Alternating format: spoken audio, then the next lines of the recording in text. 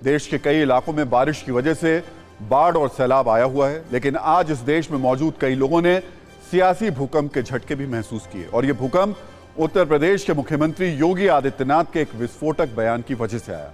ज्ञानव्यापी पर दिए गए इस बयान की तीव्रता इतनी थी कि योगी के विरोधियों के दिलों तक इसकी तरंगे पहुंची और अब इस पर बहस शुरू हो गई है। ज्ञानव्यापी का मामला लंबे वक्त से कोर्ट की फाइलों और तारीखों में उलझा हुआ है। माना जा रहा है कि करीब 48 घंटे बाद इस पर बड़ा फैसला भी आ सकता है, लेकिन ये सब कुछ जानते हुए भी योगी आदित्यनाथ ने ज्ञानव्यापी पर कुछ ऐसा कहा जिससे उनके शब्द अचानक सोशल मीडिया से लेकर सियासत के सेंसेक्स तक में टॉप पर ट्रेंड करने लगे। इसलिए सबसे पहले योगी आदित्यनाथ के बयान की उन बड़ी बातों पर गौर कीजिए जिन पर सियासी भूकंप आ गया।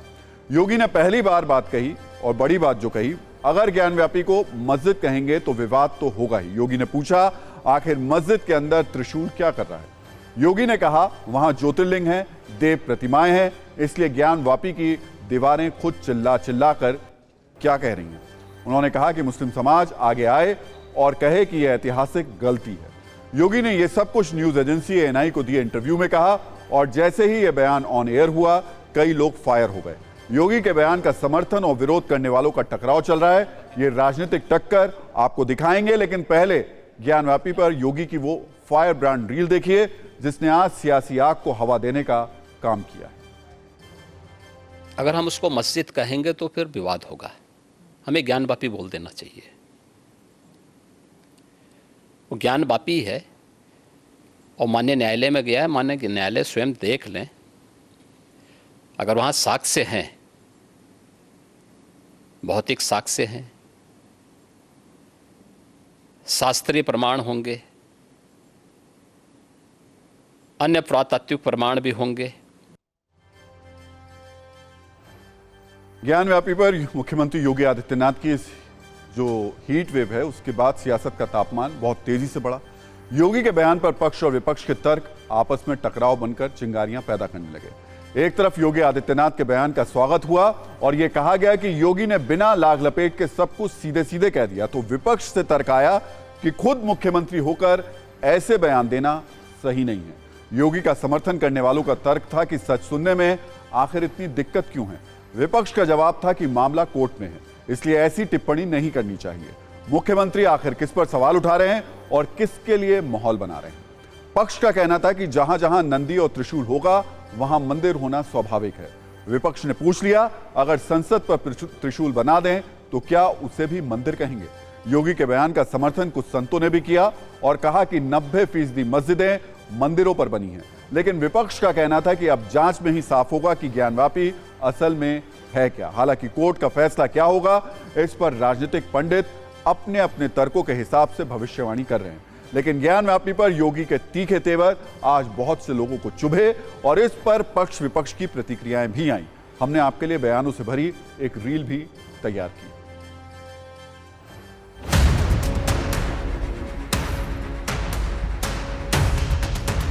और ये निश्चित रूप से हम सब लाखों करोड़ों हिंदुओं की आस्था से जुड़ा विषय है और उस स्थान को ज्ञानव्यापी कहना, मस्जिद कहना, ये हम लोगों के लिए बहुत दुखद है, बहुत कष्ट का विषय है। सुप्रीम कोर्ट के सामने लंबित, हाई कोर्ट के सामने लंबित है, डिस्ट्रिक्ट कोर्ट में लंबित है, उसमें प्रदेश का मुख्यमंत्री जिसकी संवैधानिक जिम्मेदारी कानून व्यवस्था बनाए रखने की है, वो क्यों बोल रहे हैं?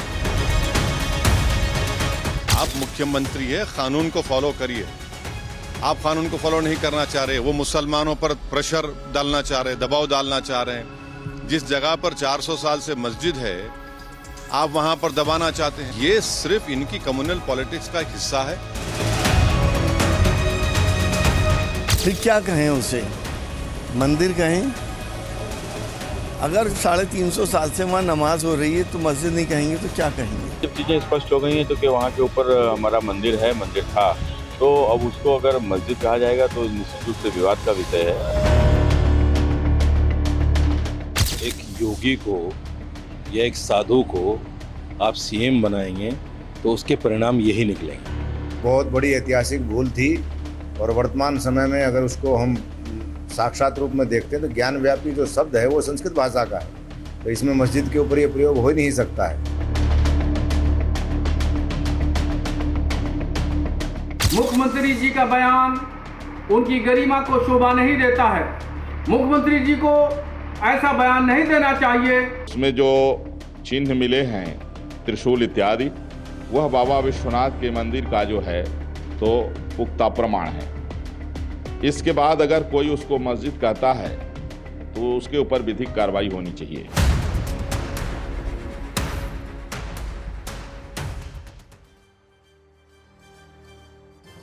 ज्ञानवापी का सच क्या है यह अदालत बताएगी, लेकिन इस सच से कोई भी इनकार नहीं कर सकता कि भारत में जैसे ही आक्रांताओं के कदम पड़े, कई मंदिरों पर हमले हुए, सैकड़ों की संख्या में मंदिरों को तोड़ा गया और कई नक्शे, कई दस्तावेज और खुद मुगलों के दौर में लिखी गई किताबों में इस सत्य को माना गया है। ज्ञानवापी पर कुछ ऐसे ही साक्ष्य मौजूद हैं जिन्हें हमने काफी रिसर्च के बाद आप सभी न्यूज मित्रों के लिए निकाला है। यह तथ्य है कि सबसे पहले 1194 में कुतुबुद्दीन ऐबक ने काशी विश्वनाथ मंदिर पर हमला किया था और इस हमले में मंदिर को तहस नहस कर दिया था। इसके बाद मंदिर को बनाने की कोशिशें कुछ शताब्दियों तक हुई, लेकिन बार बार मंदिरों को नष्ट करने की कोशिश भी होती रही। इसके बाद साल 1585 में अकबर के 9 रत्नों में से एक राजा टोडरमल ने काशी विश्वनाथ मंदिर का पुनर्निर्माण कराया। फिर वर्ष 1669 में औरंगजेब के आदेश पर मंदिर को तोड़कर मस्जिद बना दी गई, जिसे ज्ञानवापी मस्जिद कहा गया। इसके बाद 1780 में महारानी अहिल्याबाई होलकर ने ज्ञानवापी परिसर के पास एक नया मंदिर बनवा दिया, जिसे हम काशी विश्वनाथ मंदिर के रूप में जानते हैं। यानी इतिहास में इस बात का दावा किया जाता है कि आज जिस जगह मस्जिद खड़ी है, असल में वहां पर पहले मंदिर हुआ करता था। सिर्फ इतना ही, आज रिसर्च के दौरान हमें एक ऐसी किताब के बारे में भी पता चला जो इस दावे का सबसे बड़ा सबूत है।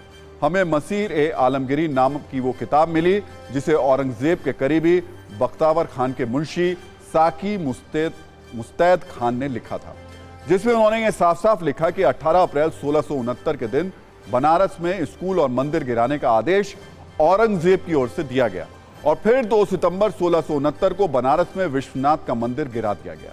यानी ध्यान दीजिए, ये सारी बातें खुद उस शख्स की ओर से बताई गई हैं जिन्होंने ये सब कुछ होते हुए देखा, जो औरंगजेब की क्रूरता के सबसे बड़े गवाह रहे। इस सब के अलावा एडू ट्रस्के की एक किताब है Aurangzeb the man and the myth. इसमें भी ये लिखा गया है कि ज्ञानवापी मस्जिद आज भी बनारस में मौजूद है। ये मंदिर के अवशेष पर खड़ा एक स्थापत्य है और ये मुगल आधिकारिकता के नाफरमानी का परिणाम। आज हमने ज्ञानवापी पर काशी हिंदू विश्वविद्यालय के इतिहास विभाग के एक प्रोफेसर से भी बात की। उन्होंने हमें जो चौंकाने वाली बातें बताई वो सुनना जरूरी है।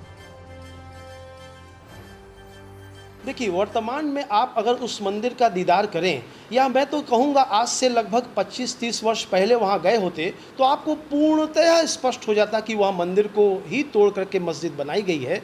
लेकिन हिंदू धर्म है वो अपने प्रतीक चिन्हों को बड़ी मान्यता और बड़ा सम्मान देता था। घंटे का चित्र हो, सतिया का चित्र हो, इसको हम लोगों ने बड़ी वरीयता दिया है। हम लोग आज भी अपने गृह के द्वार पर सतिये का चिन्ह बनाते हैं और इसको स्पर्श करके जानते हैं, क्योंकि हम लोग का सिद्धांत था कि हमारा घर भी मंदिर है। अब जब घर में मंदिर है तो बाहर वाले मंदिर शिव मतलब कि शंकर की चर्चा तो बड़ी ही वैभव का विषय हो जाता है।